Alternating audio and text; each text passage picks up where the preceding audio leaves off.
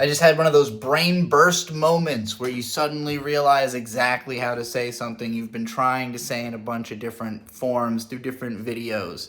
Most recently, I had recorded this vlog about Drake and about how I just had never thought Drake was good. I've never liked him. I hated him since 2012.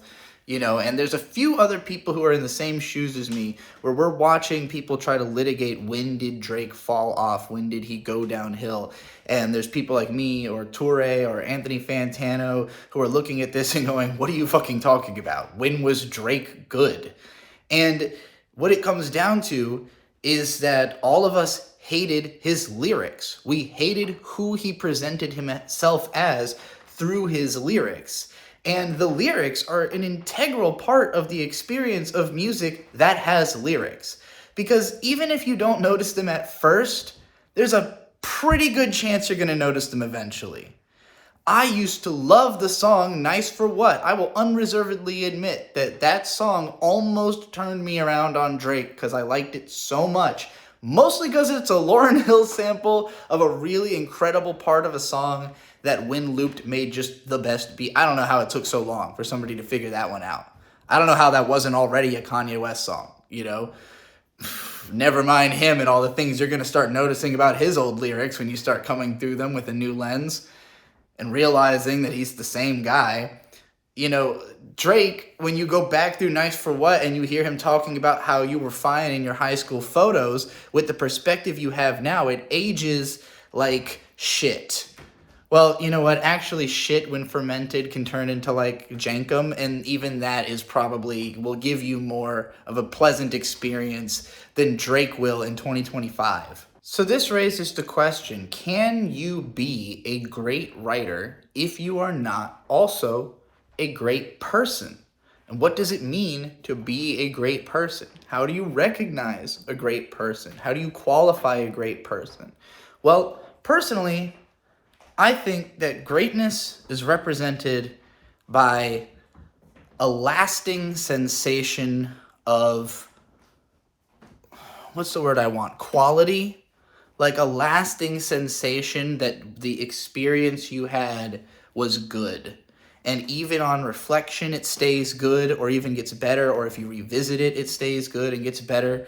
If you keep meeting the same person and every time you meet them, you have a great experience, you're going to be like, that's a great person. I love that person. Every time I hang out with them, greatness. Every time I see them doing something, greatness. Inspiration, I find what this person does to make me want to do that. And in fact, my attempts to be more like this person have made me a better person. So when I think about why I love Kendrick Lamar so much, it's not because he wrote a rap song that I loved in 2012. It's because he wrote a rap song that I still love since 2012. And not just one, a whole lot of them, but like songs that I'm still going back to and realizing not just that that I still feel the sentiment of these songs, but that the sentiment of these songs determined who I am. That me trying to be more like the person I heard in these lyrics shaped me in such a way that I see the positive qualities in myself and how they have arisen through studying these lyrics. Nobody feels that way about Drake. Nobody has become a better person over the last 15 years because of things that Drake told them. Maybe in some very broad terms. I don't know. Maybe you heard God's Plan and that helped get you through a work week once or something. But when you revisit these bars, they don't hold up. When you come back to this with a more mature perspective, you realize that you are now more mature than not only that Drake was then, than he is now. Because he hasn't matured. He hasn't changed. He's still saying that same stuff. And people are like, oh, this is cringe. And it's like, yeah, it was always cringe. You just were more accepting of it when it was coming from a younger guy. And you were yourself a younger guy. But now that you're older and you've aged past this dude, you're looking at him like, oh no, money has kept you young in a bad way, in a way that doesn't help you. You kind of need to grow up to survive in the adult world. Otherwise, it's just gonna treat you like a kid, and You know, reality's not nice to children. Let me come at this from an anime perspective. And I'm going to be oversimplifying some things, but I want to create this sensation in your mind that all of the great artists have always been chasing the ability to express the most mature idea they think they can. Artists are obsessed with trying to express how well they get it, how well they understand the world, how well they understand how everything works, and how well they should be able to affect your thinking. And it's not as megalomaniacal as I'm making it sound. It can just be as simple as like really excited to show that you know how to draw an elbow. But like, you know, that's like the driving factor is like, I want to be able to express that I know this, that I know something. I know something and I'm going to show you that I know that thing. That's where a lot of art comes from. And with anime and manga, a lot of the root of it comes from one guy, Osamu Tezuka, who was the world's first otaku, in my opinion. He saw Bambi 80 times in theaters when it came out. You know, he saw Snow White, well, maybe like 10 years after it came out because of the lag of being in Japan. But, you know, Snow White, Bambi, he saw these movies over and over again. He was the first child ever to have a dad bringing home manga magazines because that was a brand new concept. His mom was taking him to Takarazuka theaters like every weekend. This is when he was a kid. He was the most privileged little fucking Japanese kid imaginable, which is why when most of his generation was wiped out by World War II, he was in college studying to become a doctor. And in the fallout of World War II, when everything was chaos, he dedicated himself much more so to his true passion of drawing manga than he did to his doctoral studies. All in the service of hoping to eventually become Walt Disney, to be able to do impressive technical animation that he thought he should be capable of because he understood it. He'd seen it more than anybody, you know? But Tezuka is brilliant at coming up with like unique and engaging stories. He was not initially like a phenomenal artist, you know? He developed that skill pretty quickly, but he developed, you know, his art skills as he went, and he was more known for his unique aesthetic approach, for his, you know, unique storytelling approaches. But Tezuka was obsessed with making something tragic. He was obsessed with the idea that there had to be a sad ending to the story, or else it had no real meaning. It had no expression of maturity. And it was a almost incomprehensible level of obsession that he had with this idea. But everybody was always pushing back on it because publishers and audiences alike, nobody wants to feel sad. Now, once you actually feel it, like when he actually would get away with it and get to show you something, it ended up being tremendously effective. And of course, everybody feels it and everybody understands what he's trying to do when you actually experience it. But every moment leading up to it, it's like, well, why would you want to make the audience feel bad? Why would you want to make us feel bad? How dare you even suggest you want to make us feel bad? But then that's the only shit we ever celebrate is stuff that makes us feel bad, right? Because what makes you feel bad is recognizing that you need to change and the world needs to change and that things aren't always good. You know, that art is not just a means of escape, but also a means of expression that is meant to tell you how to do the world better. And Tezuka clearly, after, you know, living through World War II, was like, the world needs to be done a lot better. And I'm going to figure out how I can communicate, you know, why that is the case. And I think that that's the core resonance that comes through in his work, is that he was such a hugely caring person about like the environment, about particularly weak and feeble creatures. He was so fascist, you know, that's what really inspired people and made him such a great artist. I don't think that he himself ever became enough of a mature adult to write truly mature stories.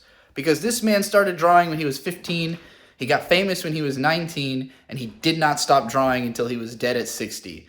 And he had that Walt Disney / like Michael Jackson obsessive fascination with like creating things for children, and like having an energy relationship towards children that kept him feeling childish, that I think prevented him from, like, he wanted to make stuff that is mature for kids, or sometimes he made things for adults. Obviously later in his life he made a bunch of adult manga, so I'm still generalizing. The man did everything. He did everything imaginable, but he wasn't known as the guy writing the best mature stories. He inspired a bunch of those people, inspired plenty of people who could take that torch and go a little farther with it, because they weren't dealing with everything he had dealt with, to get to where he could even attempt to make a mature story. He paved the way for those people to just do it.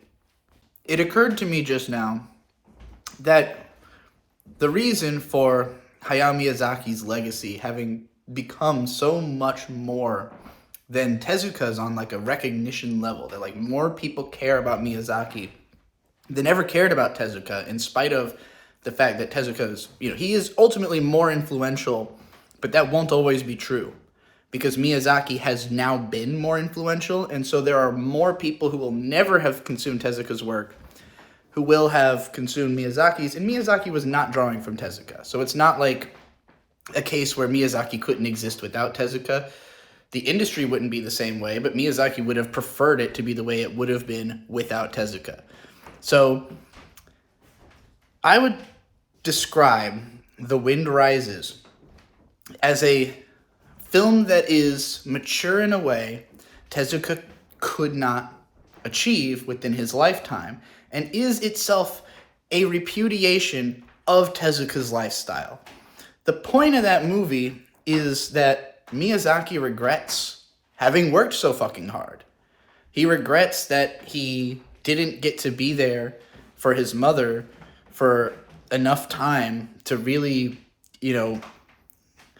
get all that he could have out of the short time he had her before she died of tuberculosis, And so he's always been like saddled with this guilt of, if, sure, I might have created these masterpieces and had all this influence, but it's never going to fill the hole in my heart that was left from not having enough time with the person I really cared about, Tezuka's last words were, "Let me work." Not "let me see my wife and kid." Let me work. That sucks, and he died at 60. I don't want to die at 60. I don't want my last words to be "let me work." Oh, God. Oh, no. What did fucking capitalism do to that man? Like, that's absurd, but I guess he just didn't feel anything connected to humanity or something. Maybe he only felt he could, like, the only experience of himself that there was is through his work. And if so, that also sucks. It's not a good place, like, again, it's not mature. He just never achieved the maturity to start taking care of himself, where Miyazaki, you can watch documentaries about the production of Ghibli, and it's like they have this beautiful office, they get up and they do stretches every hour and like try to take fucking care of themselves. And granted, you have to be like the most talented animator imaginable to qualify to be at that place, but you will be taken care of. You'll be worked. You'll be worked as hard as you will anywhere else, but at the very least, that the humanity of yourself is being respected on some level. I'm just saying, it seems like a better work environment than most. High stakes, high pressure, but attempts to alleviate that don't exist in a lot of places. In Ghibli, Miyazaki is very passionate about the way he thinks people should live. The Ghibli Museum is built around like city planning theory. If you read Nazca, it is about social planning. It's a story about like how societies are laid out and what causes problems between them. He just had spent a lot more time becoming a person before he, and again, it's not that he didn't work super, super, super hard. He did. But he didn't make that his identity. His identity was being, like a radical ecological terrorist of a sort. And then realizing, oh, you know what works better than terrorism is cute girls. Cute girls can truly keep people under a hypnosis. If I just pair my cute girls up with my environmentalism, I'm going to have the most successful fucking career ever. And he did that. Again, you feel the greatness of his personhood through the storytelling because he's telling you stories about the world that you think should be, or that tell you the what's wrong with the way the world is and then how to fix it. Like Spirited Away is about like why... It's about the trap. It's about the trap that is capitalism and how to survive it because you're in it, like you're in it. So you have to be a certain way to get through it, and that's what the message of that movie is. You feel the message because it's true, and it's true because he has the maturity to understand the world. That movie will stand the test of time for as long as fucking people still can even conceive of the time period it was made in. It'll take a few hundred years before people are like, I don't get it. What's going on in this movie? Because they like don't know enough history to like grasp what's going on. It'll take that long. We're still watching movies that are 100 years old that have relevance to now because they have such great things to say.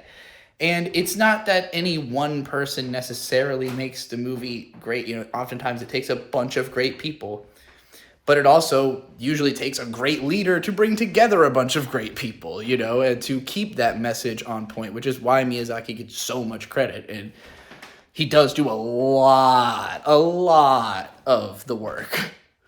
Now, when I was a kid growing up, my perspective on my morality was just that like it was good.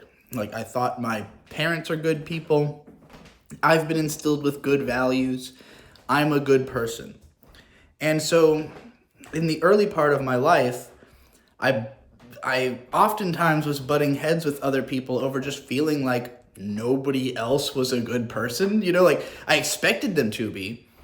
And then as I would interact with people, they would say things that just disagreed with my idea of what you're supposed to think. And it would get me hung up. And sometimes I'd argue with them about it. Or, eventually it drives me away from people.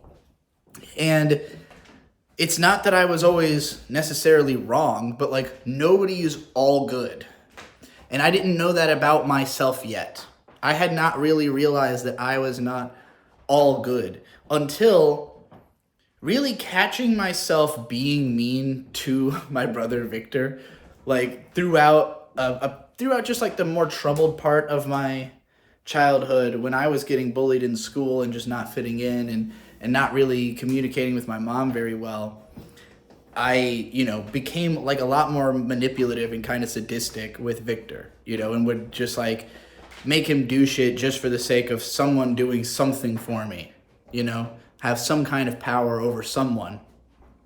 And I've got this kid that like follows me around. It does whatever I do, so, and like that toxicity in my relationship with Victor transformed into a lot of anger and depression for him in his teen years that he had to work through. And ultimately, kept showing me on deeper and deeper levels, like how much I had let myself become toxic, like how much I had let myself just take for granted my ability to like have someone I could bully and manipulate, and then he literally like got jacked and was just like, oh yeah, tell me what to do, kind of thing. And I was like, I won't, you're right. Why am I being this way? I do deserve to get hit. So, I kind of had to walk my own shittiness back. That's, again, maturing, literally growing up, realizing you have a problem because society is putting it in your face and telling you, you got to change this or else, your brother's going to beat your ass. And you're going to deserve it. You're going to know you deserve it. So, I feel like when you become extremely famous and extremely rich at a young age, it becomes way harder to achieve that specific maturity because you get surrounded by yes men. People want your money. People want your clout, your attention, So when you become someone like Tezuka, who literally defined the whole medium from age 19, it's like there was no shot at him experiencing true humility within his field because everybody was looking to him as the guy, with few, like he had a couple, older manga authors he could look up to, but they just hadn't been doing what he was doing. He had just taken it in such a new direction that he ended up being the guy, So you see this in plenty of artists again who blow up young, where they are maybe mature for their age at the time because most people their age like can't even conceive of how to make stuff, so like they're kind of specced up in this one area. Like take for instance Bo Burnham, right? Like that whole song Problematic is about him making fun of the stuff he did when he was in high school that is indeed quite problematic and cringeworthy, and like it is all technically incredibly well made because he had clearly put tons of points into learning how to do his craft, and so he seems, if you are, say, a 15-year-old listening to 17-year-old Bo Burnham, he seems unbelievably intelligent and worldly to you because he's, like so much more technically proficient than you are at that age. But then when both of you are in your 30s and you're going, wow, now that I'm re-listening to these Bo Burnham songs, these are fucking cringe. And he's going, yeah, buddy, let me make a song about that actually, because I agree. I agree. That stuff was cringe. And, he's making fun of the idea that, he's matured and he has to kind of take all this stuff back, and be like, look, I'm not trying to say that I wasn't like, I'm not trying to tell you that you were wrong to like these songs, because yes, they're technically well-made songs, but I'm telling you, I regret saying that stuff, and you should probably also consider regretting enjoying that stuff, When it comes to people who have influenced me tremendously throughout my life, and especially as a writer, there's plenty of writers where, like, I think that what they did was brilliant, and they themselves are interesting as people. But I wouldn't copy what they were doing because I see what it led to for them. And even if it was brilliant, it's not necessarily like that you should live your life this way. Oscar Wilde, for instance. I love his writing. I love his perspective. I think he's totally right about what he's saying. And I understand why he was saying it that way at the time. Ultimately, he lived a little too loose and got himself put in prison and, got sick and died penniless at like 43. And I've always taken him as the guy that I look to and go like, man, you really got to be careful how you move. Like, you can be real funny and be right about everything, but like if you just piss people off constantly, like they're gonna kill you, And there's a movie called Bodied that had a tremendous effect on me. It's about battle rapping. I'm probably gonna make a whole separate video about this, but the core thesis of the movie is that if you play the game of who's the biggest asshole, you only get to hang out with assholes. And if you don't want to try to be the biggest asshole in a group of assholes, you really shouldn't play that game at all. And like, I think for me, I was always kind of like one foot in and out of this game because for a long time it just was what the internet was. Like the internet was only inhabited by people who are playing the who can be the biggest asshole game, you know? And I never liked that. I did not like that about the internet, but I learned how to be that way, you know? And so I am good at playing the who can be the biggest asshole game, but it's not the game I'm trying to play, you know? Like it's not, I don't want that game. I don't want that life because ultimately you only get to hang out with assholes and, you know, the stakes just get higher and higher on who could be a bigger asshole to one another. So I'm glad that the internet is moving away from that's kind of become its own little sector of the internet that's kind of, you know, almost trying not to be seen at this point by the outside world because they don't want to be deconstructed like that.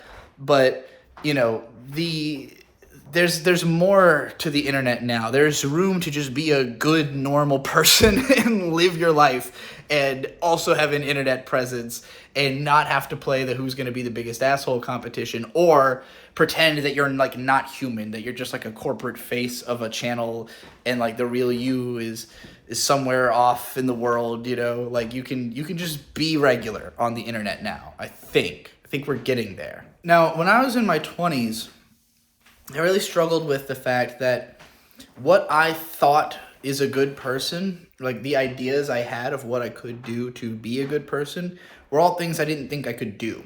I just didn't think I had the capacity to actually be good. So I kind of took the tack of like, I'm just going to do whatever feels good, and whoever, you know, people can take it or leave it, basically. Like whoever thinks that it feels good as well, cool. I'm really happy that we both feel good about this. If it doesn't feel good for you, sorry, please move on. You know, like please don't, like I don't want to have to navigate that with you. I would like to just continue doing what I like to do and let you keep deciding each time if you think that was cool or not, you know? That was how I was throughout my 20s. And I made a lot of content actively discouraging people from like taking too much influence from me. Like I would say, hey, you know, the messages I'm sending are fine, but like, you know, if you try to copy every aspect of being like me, I'm not happy with who I am. I don't regard myself as a good person. I look up to other people that I think are good, you know, that I'm trying to be more like them. You should look up to them. You know, you should look up to these. I've always been, you know, talking about anybody I think is like a great content creator. And there's plenty of times I've led people to other people that they just ended up liking more than me. And now they're a fan of that person. That's great. That's a good thing, you know. Especially if you found somebody who is like just more mature and more worldly than I was at whatever time you found me before, you know. But in the end of my 20s, I started finding out that a lot of people in their early 20s had been watching me since their early teens. And that a lot of them are people who don't really fit in their own household. They don't really fit in their own neighborhood or their own school. They don't even really fit in most internet communities. So for 8 to 10 years, I've been their main guiding voice of influence. And when I realized that, it went from, it kind of became like you can't afford to just be a bad person anymore. You know, like if you create an audience that you are not going to like, then you're going to be stuck with, you know, like, and it's not even that I didn't like my audience. You know, a lot of people are still around. A lot of y'all that I love have been here forever. But the reason I had to, you know, put you through so many tests is that I realized like my content sends a message of do whatever you want. You know, there's this Killer Mike lyric where he says, even if some good ones die, fuck it, the Lord will sort them. You know, like that was the mentality, was like, I'm firing off in all directions. I'm firing in the direction of where I think my enemies are, but I'm just kind of spraying and praying, and if some good guys die, whatever, God got you. But now my mentality is more like, I want the people around me to be able to make things better for me, and in order to do that, I have to inspire them to be better than I am. Like if you are trying to copy me and I'm just a worse version of something that I think is great, you're going to end up being a worse version of me. And that is not something I want to have to deal with. I do not want to be around worse versions of me. Old versions, previous versions, people who feel like I did 8 years ago, but still, I don't want that. I want people who are growing with me, who are maturing with me, who are realizing how to be a better person with me, who maybe figured out more than I did and can tell me what I'm doing wrong, could help me to be a better person. Because through my effort of being a good person, I keep finding good people and showing them to you, and you might get more out of it than I do. I might be blinded by the light. You might be bowing at heaven's gates. This is getting weird. Okay, I think you get the point. Being a good person makes you a better writer. Being a bad person makes you a worse writer. And being a writer isn't all that matters in connecting with an audience, in having an emotional experience. But in the long term, we sort the good writers out.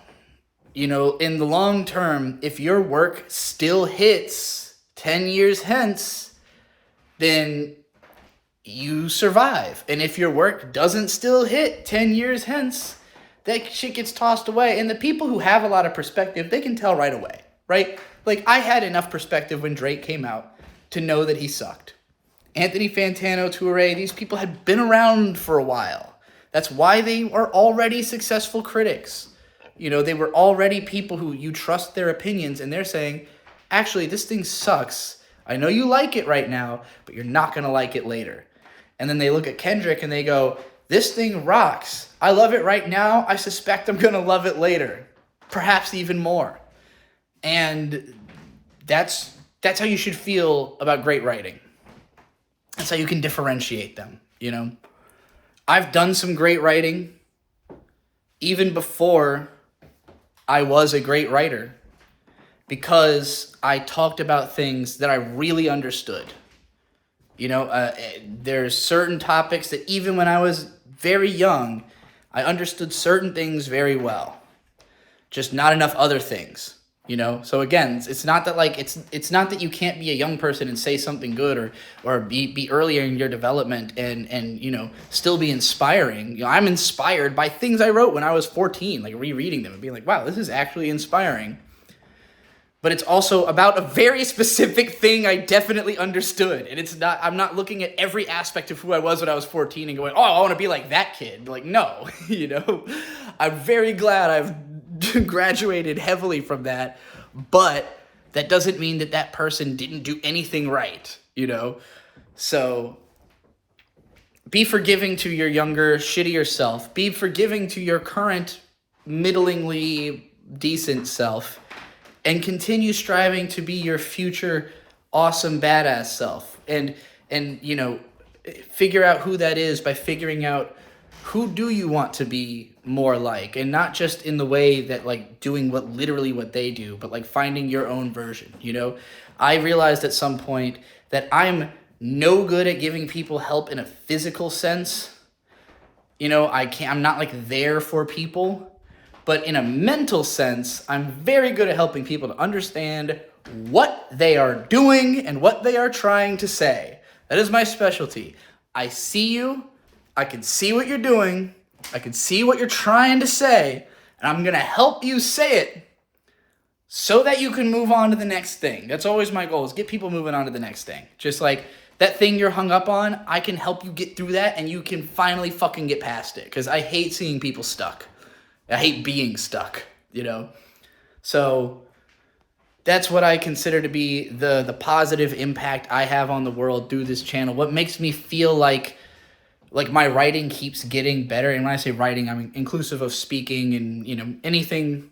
My definition of writing is very broad, but I consider my writing to be getting better and better because of the fact that I'm trying to be a better person through my writing. I'm trying to use it to make you better, and therefore the world better, and therefore my own life better. I always take it back to selfishness, and I think that's important because I think self-love comes first, and that if you're doing everything right for you, that is going to involve doing good things for other people.